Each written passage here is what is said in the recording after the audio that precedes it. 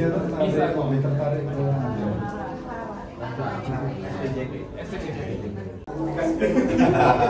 Sudah dinego saya. Di sana ada sini. Nanti saya sudah besar nanti bisa Nah, ini jadi kagetnya. Ada kan? Oh iya, gini. Prof. Parahnya mesti sini. Oh iya. Nggak usah pulang Surabaya. Di sini cuma 60 juta kalau mau di sini. Terus saya bilang sudah tak ragu-ragu ketika dari Pak Wakil lagi cari orang sini. Repot ke Surabaya pun susah. BTKP ya? Atau mungkin BPJS-nya itu mereka tidak support.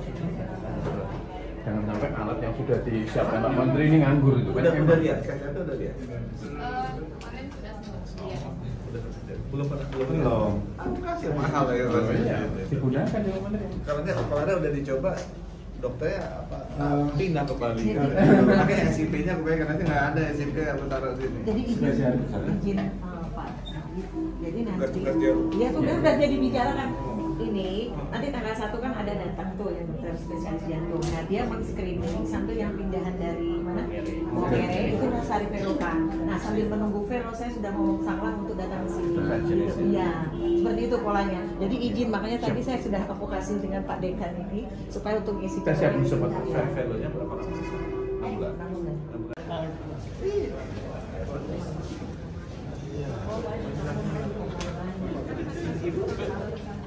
usianya berapa Bu?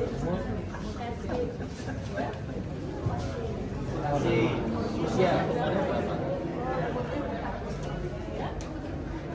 lebih dari 70. Yang susah lihat yang kiri apa yang kanan? Yang kanan susah lihat. Bapak yang kiri ada. Yang kiri sudah marker hitam. Oh iya. Bisa baca ini umur berapa biasanya susah mulai susah?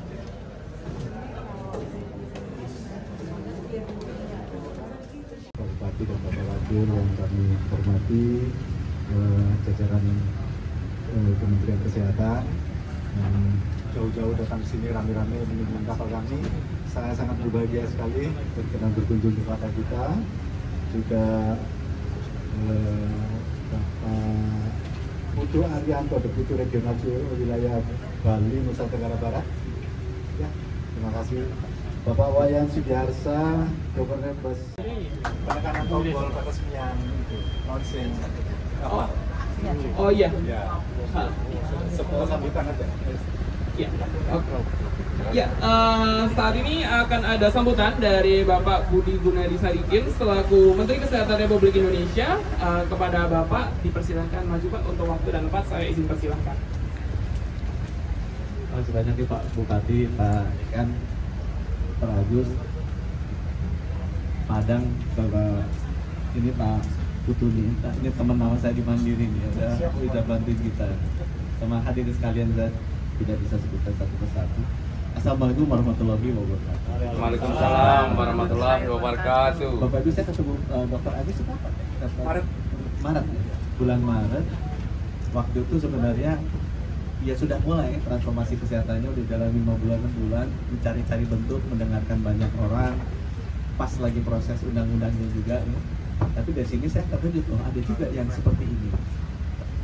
Dan saya begitu mau mencoba intervensi agak kesulitan karena nggak ada dasar hukumnya. Tapi lama, cukup lama, cuma sulit sekali pemerintah bisa masuk karena nggak ada cantelannya. Di pemerintahan itu harus ada cantelannya.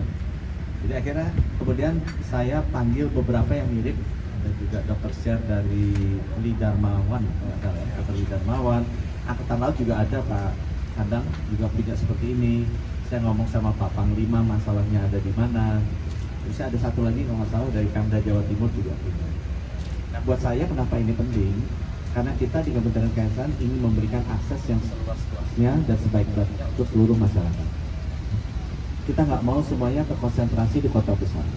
Jadi saya orang yang sangat ingin memaksa, mendorong supaya kalau bisa nggak usah dirujuk. Kalau bisa orang nggak usah jalan jauh-jauh gitu ya. Labuan Bajo di situ aja dirawat. Nah, ada kenyataannya karena negara kita negara kepulauan, daerah-daerah yang sudah terjangkau. Jadi saya begitu melihat Dr. Agus, jadi cocok banget.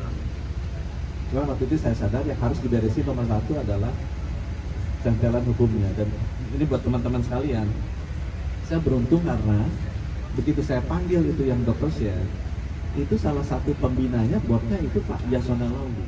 Kita duduk di boardnya dokter Sher. Dan nasabah saya juga, nasabah Mandiri juga itu, donaturnya gitu ya. Jadi makanya Ajak Mandiri bisa cocok dia, karena nasabahnya bisa donate.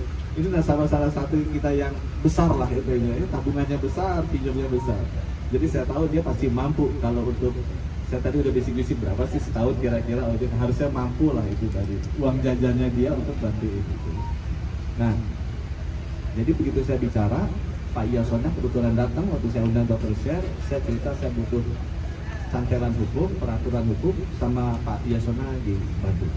Jadi sekarang proses, dan itu dibikin juga mengundang Bapak kalau nggak salah nyusun. Jadi benar-benar cocok sesuai dengan kebutuhannya.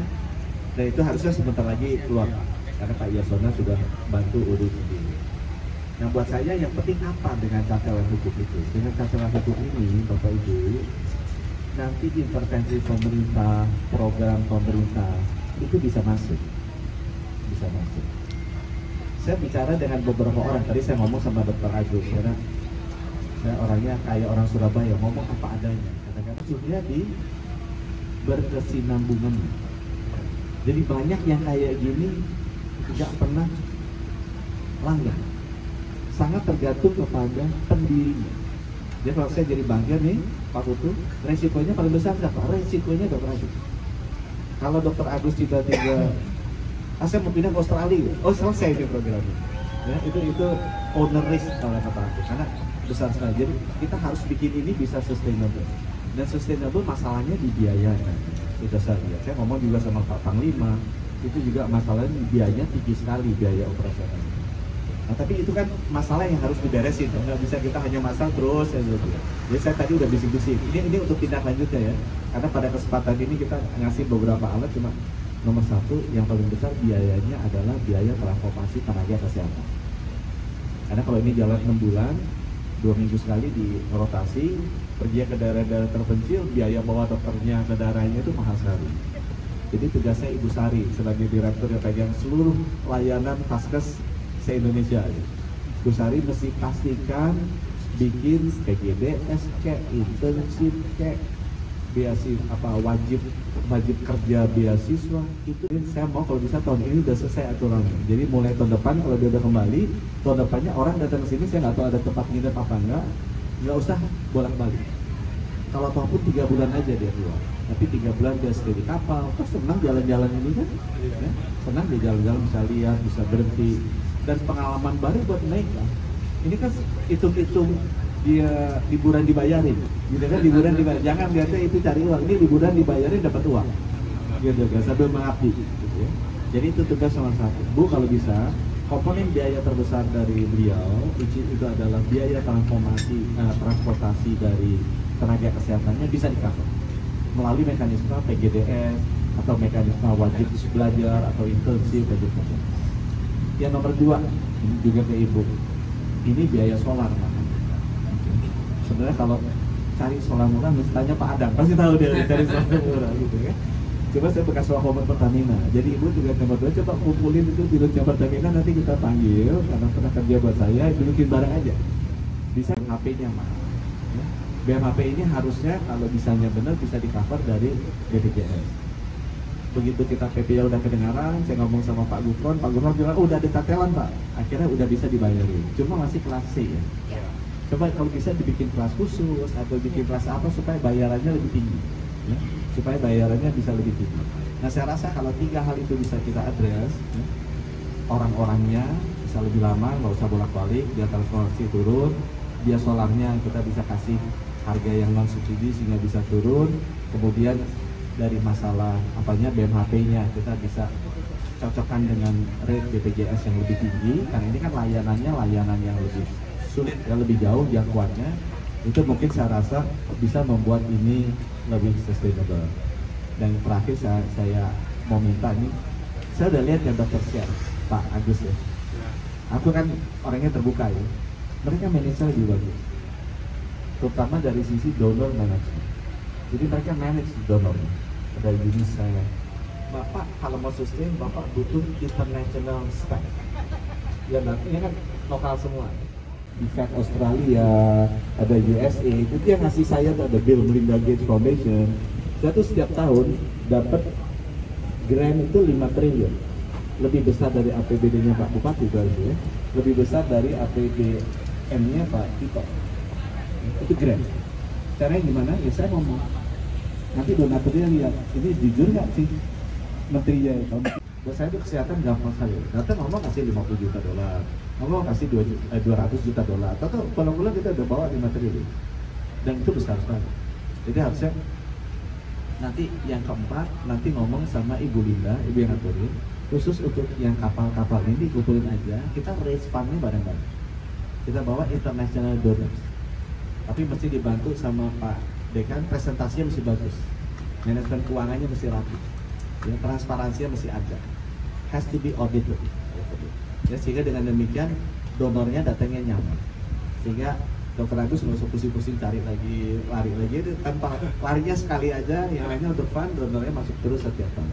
Itu harusnya bisa dilakukan, asal manajemen bagus dan transparan. Harapan saya mudah-mudahan ini bisa berlangsung terus, Pak. Nanti kalau Bapak pensiun, aku pensiun, tetap ini berjalan, ya. Diganti oleh yang mudah-mudahan nih Alvin sama Rara. Dan sebagai ucapan rasa terima kasih pemerintah karena Bapak sudah membantu pemerintah memberikan akses dan kualitas layanan yang baik. Ini kita ada sumbangan alat operasi katarak ya, kalau nggak salah ya. Ini alat ini ternyata dari mana? Dari Mandiri. Ini untuk, katanya saya tadi baru belajar dari teman-teman di Cicendo, operasi katarak ada 2. Operasi apa? Ini kan saya sebut lagi belajar cancer, lagi belajar ini adalah katarak itu lensanya kabur. Jadi lensanya mesti diganti dengan lensa buatan, Pak. Versi yang zaman dulu operasinya disayap, dicabut lensanya, ngeri juga dengernya, cabut dimasukin yang buatan. Jadi jahitan ini bentuknya besar sayapannya. Tapi katanya teknologi yang baru nggak disayap, ditembak. Jadi ditembak. Jadi sayatannya kecil, dimasukin alat dihancurin lensanya. Habis dihancurin disedot, serut gitu kan. Habis sedot dimasukin lensa buatannya bisa dilipat-lipat, bisa berkembang kayak apa satelit kalau yang dilemparin ke luar angkasa. Maksudnya nanti lensanya berkembang cek, nanti langsung cover. Ya sehingga nggak perlu digait dan sembuhnya katanya lebih cepat. Dan saya ke daerah-daerah, biasanya umurnya 60. Di sini banyak yang umurnya 70. Artinya apa? Orang Labuan Bajo tuh rata-rata usia hidupnya panjang. Mungkin karena lebih bahagia dan makanya banyak ikan. Itu mungkin yang membuat Dokter Rara itu Rara ya. Dan mesti dicarikan ini calon apa orang Forest yang baik aja gitu, untuk bisa menjaga dia di sini. Jadi terima kasih. Aku kembali ke Dr. Alvin. Terima kasih juga Dr. Agus. Ya, diharapkan Bapak bisa di depan terlebih dahulu karena setelah ini akan ada penyerahan bantuan dukungan alat kesehatan operasi mata dari Kementerian Kesehatan Republik Indonesia kepada Rumah Sakit Terapung Satria Airlangga. Dimohon Dr. Agus bisa ke depan terlebih dahulu. Dan jajaran dari Direktur Utama Bank Mandiri atau yang mewakili. Saat ini akan ada pemberian sebuah instrumen bedah katarak dari Kementerian Kesehatan Republik Indonesia ke Rumah Sakit Terapung Kesatria Airlangga yang disupport oleh Bank Mandiri. Saya udah lihat ada mikroskop, ada phaco, Ada mikroskop, ada phaco, ada yang mahal apa ini? geometri. Tapi mudah-mudahan ini buat Bapak. Yuk, bareng-bareng. Silakan untuk tim dokumentasi untuk bisa mendokumentasikan terlebih dahulu. Lihat sana Bapak.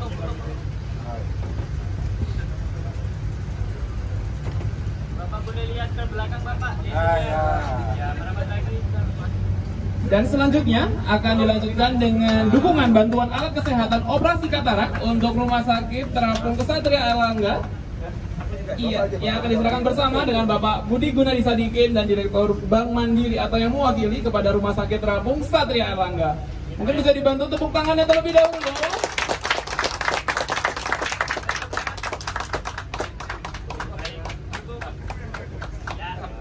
Bismillahirrahmanirrahim.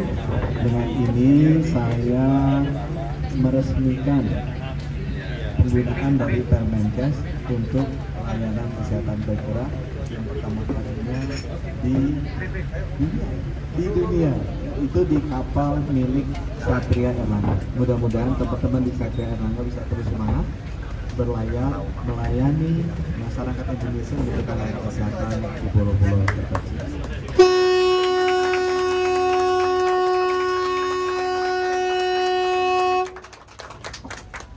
Ya, terima kasih kepada Bapak Budi Gunadi Sadikin selaku Menteri Kesehatan Republik Indonesia.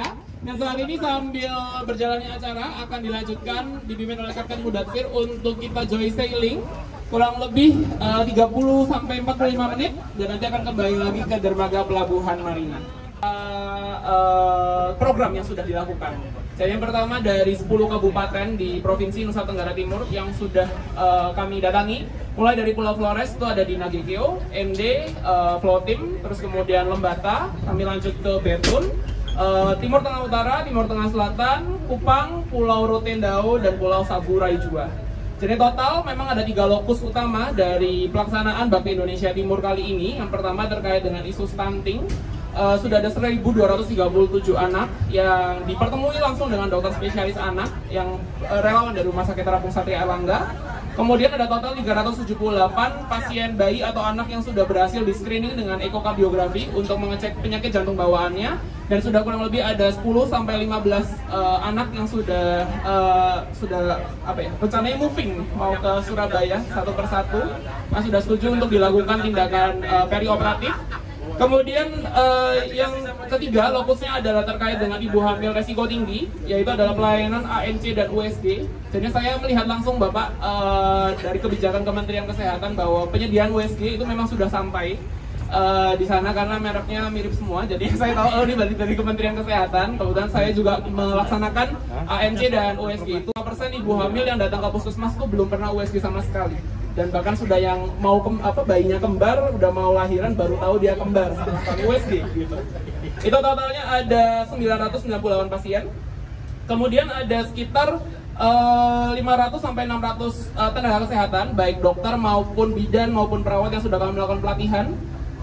Kami tidak bisa menyebutkan pelatihan karena kami belum tersertifikasi Bapak. Jadi ini nanti dibantu sama Bu Sari juga. Jadi pengenalan terkait dengan USG ibu hamil, kemudian terkait dengan PPG DON untuk pelatihan obstetrik gawat darurat dan resusitasi neonatus, untuk refreshing ilmu dari dokter spesialis obstetrik dan spesialis anak dari relawan Rumah Sakit Terapung Satria Erlangga.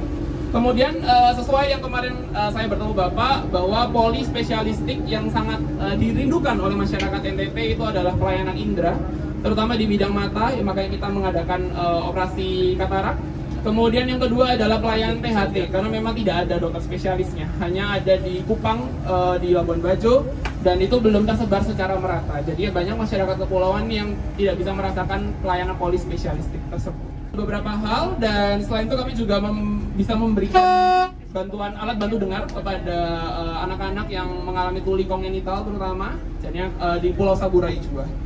Jadi harapannya mudah-mudahan Bakti Indonesia Timur ini masih bisa berjalan sampai bulan Desember nanti. Dan terima kasih juga Bapak Budi Gunadi Sadikin sudah rela datang ke sini Bapak. Saat ini kita akan menuju ke Pulau Bidadari ya Gap ya, ke arah sana ya sambil melihat. Dan mungkin saat ini, nah itu dia. Oh iya, di motor.